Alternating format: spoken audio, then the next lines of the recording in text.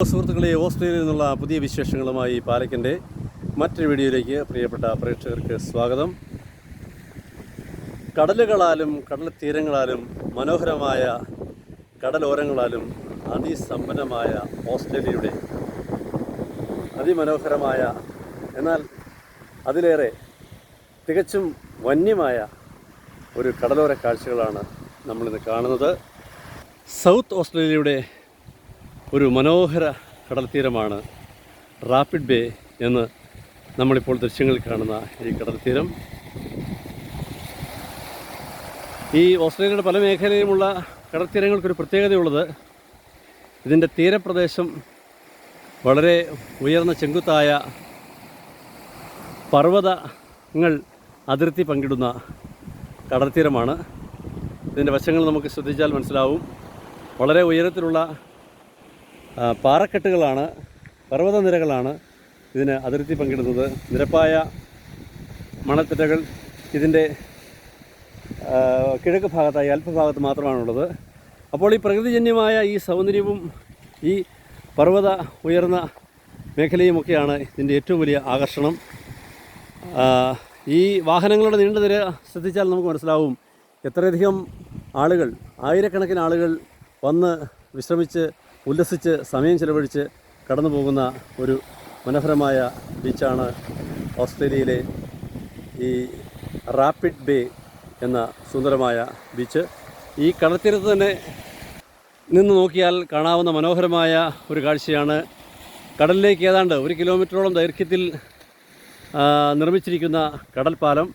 അതിന് സോളാർ ലൈറ്റുകൾ ഉൾപ്പെടെയുള്ള സജ്ജീകരണങ്ങൾ അവിടെ ക്രമീകരിച്ചിരിക്കുന്നത് നമുക്ക് കാണാം. അങ്ങനെ സഞ്ചാരികൾക്ക് വളരെയധികം സൗകര്യപ്രദമായി അവരുടെ സമയം ചെലവഴിക്കുന്നതിന് ഉതകുന്ന എല്ലാവിധ ഭൗതിക സാഹചര്യങ്ങളോട് ഒരുക്കിയിട്ടുള്ളതായിട്ട് നമുക്ക് കാണാം.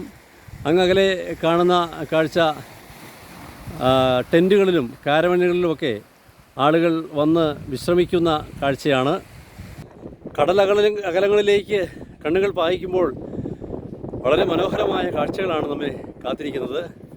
ഈ ഉല്ലാസ ബോട്ടുകളിലും യന്ത്രവൽകൃത വള്ളങ്ങളിലുമൊക്കെ സഞ്ചാരികൾ ഇങ്ങനെ കടലിലൂടെ സഞ്ചരിക്കുന്ന കാഴ്ചകൾ നമുക്ക് കാണാം. ഇത്തരത്തിൽ കടലിൽ ഉല്ലസിക്കുന്നതിന് വേണ്ടി ഇവിടെ നിരവധി ആളുകളാണ് ഈ അവധിക്കാലത്ത് എത്തിച്ചേരുന്നത്. ഇവിടെ ഡിസംബർ ജനുവരി മാസങ്ങളൊക്കെ സ്കൂളുകളൊക്കെ അവധിയാണ്.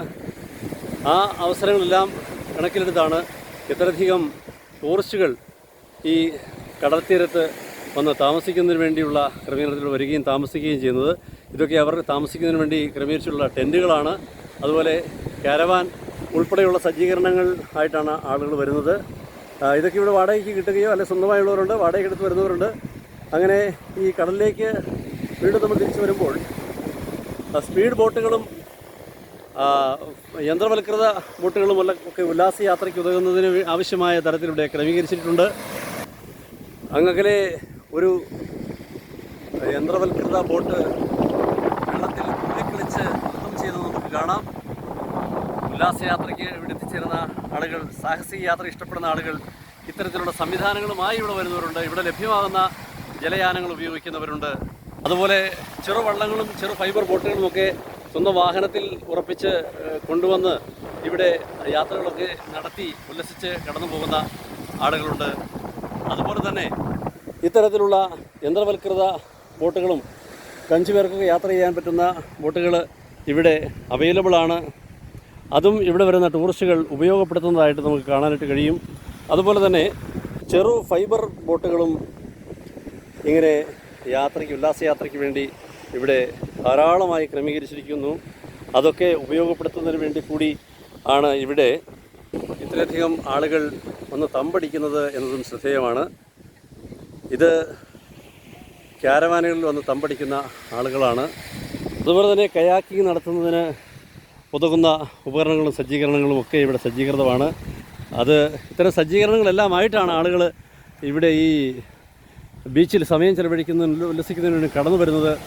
എന്തായാലും സുഹൃത്തുക്കളെ, ഓസ്ട്രേലിയയിലെ ഈ ബീച്ചിലെ കാഴ്ചകൾ അതിമനോഹരമാണ്, സുന്ദരമാണ്. ഒരു വശത്ത് കിഴക്കാന്തൂക്കായ കുന്നിൻ പ്രദേശങ്ങൾ, പർവ്വത പ്രദേശങ്ങളാണ് കാണുന്നത് എങ്കിൽ അതിൻ്റെ താഴ്വാരത്തായി സുന്ദരമായ നിരപ്പായ മണൽത്തിട്ടകളും നമ്മൾ കാണുന്നു.